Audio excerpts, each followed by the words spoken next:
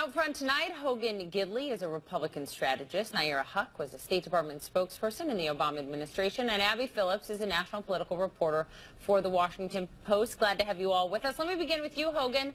To that latest tweet, Vladimir Putin said today about Hillary and Dems, in my opinion, it is humiliating. One must be able to lose with dignity. The election is over. Why is the president-elect still tweeting about this?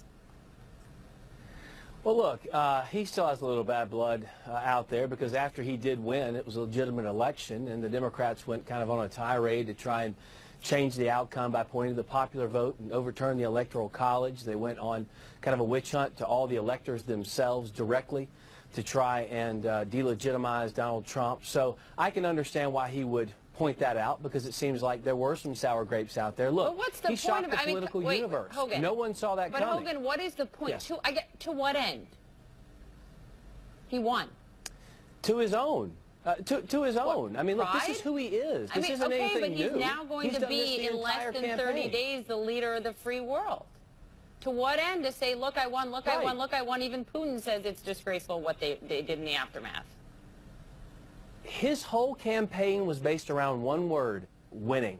America loses, I can help America win. Yeah. So when he wins, he's going to tout the fact he wins. But he won't stop until everybody gets it. Even when they get it.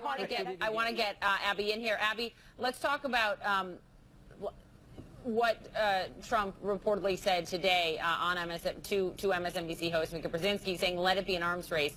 I mean, after decades of Republican and Democratic administrations focusing on reducing nuclear stockpiles, why do you think it is that Donald Trump would say that, which, by the way, is the first aggressive statement he's made about Russia or Vladimir Putin yet in the campaign or now as president-elect? Well, just to begin, I mean, I think both of these examples just illustrate how Trump uses social media to drive his narrative, to talk about what he wants to talk about, and to get people kind of worked up about the things that he's saying on Twitter. He knows that every time he talks about the election, people are also going to talk about that, and that's part of the calculus here. And on nuclear weapons, I mean, I think that Trump is articulating maybe what is in his core about what he thinks needs to be done on nuclear weapons. I'm not entirely convinced that that there is a policy behind this, that there is a strategy behind this. I mean, as you saw, his aides are trying to walk that back because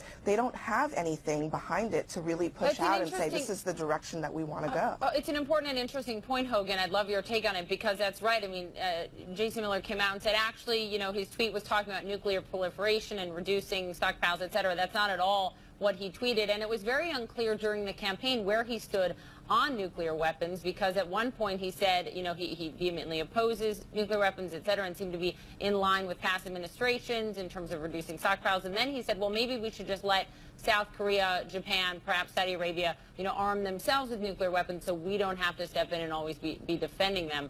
I mean, what do you say to Abby, who says perhaps it's not clearly backed up with a clear policy?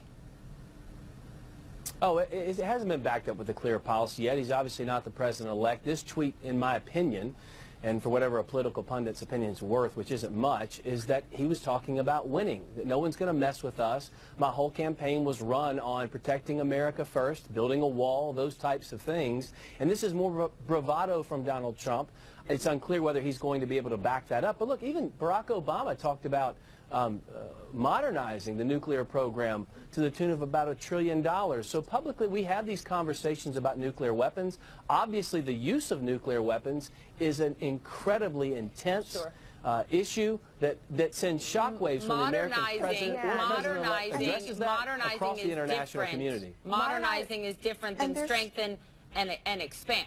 And it's very different than, it's actually been completely inconsistent with how Democrats and Republicans alike in previous administrations have talked about nuclear security. I mean, Ronald Reagan would be rolling over in his grave right now, and it's a shame that more Republicans aren't speaking out against this idea of starting a new nuclear arms race. I mean, Ronald Reagan was the father of bringing down tensions and the START treaties and reducing nuclear stockpiles. So, at the end of the day, the United States doesn't need any more nuclear weapons. What we need is a coherent international policy, and and statements that other leaders can figure out, that help other leaders figure out where the United States stands. This idea of going back and forth and keeping people guessing works great potentially for a domestic political strategy, but wreaks havoc internationally on how people perceive U.S. leadership. There's a problem here, though, with spending a lot of time assuming things about what Trump means with his tweet. I mean, in the first place, the tweet was very vague. I don't think it really spells out what he wants to do. It does not clearly spell out a program of modernization, nor does it spell out explicitly a program maybe that's why he shouldn't be expansion. Maybe why he shouldn't be tweeting on serious national security issues and should have more credible statements. But we can't jump to conclusions about it. Nayyera Haq, Abby Phillips, guys, thank you very much. Obviously a lot to talk about here.